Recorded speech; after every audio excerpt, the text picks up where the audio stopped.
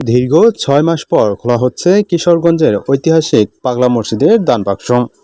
শনিবার ২৭ জুন সকাল ৭টায় জেলা প্রশাসন ও পাগলা মসজিদের পরিচালনা কমিটির সভাপতি সুহানা সুলতানা নাসরিনের উপস্থিতিতে দান বাক্সগুলো খোলা হয়।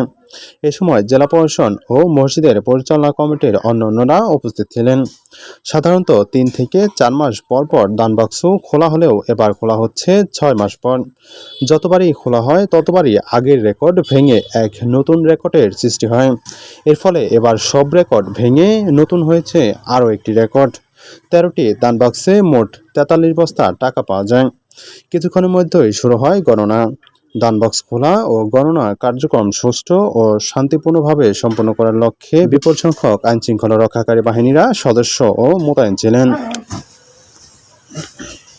সবশেষে গত ২৭ ডিসেম্বর খোলা হয়েছিল দান বাক্সগুলো। সে সময় ১৩টি সিন্ধুকে ৩৫ বস্তা টাকা পাওয়া যায়। গণনা শেষে মোট টাকার পরিমাণ দাঁড়ায় ১১,৭৮,৪৮,৫৩৮ টাকা। এছাড়া বিপুল পরিমাণ বৈদেশিক মুদ্রা ও স্বর্ণালঙ্কার সহ বিভিন্ন পণ্য সামগ্রী পাওয়া যায়। তবে এবার ৪৭ বস্তা টাকায় আরও বেশি পরিমাণ অর্থ পাবে বলে জানিয়েছেন মসজিদ কর্তৃপক্ষ।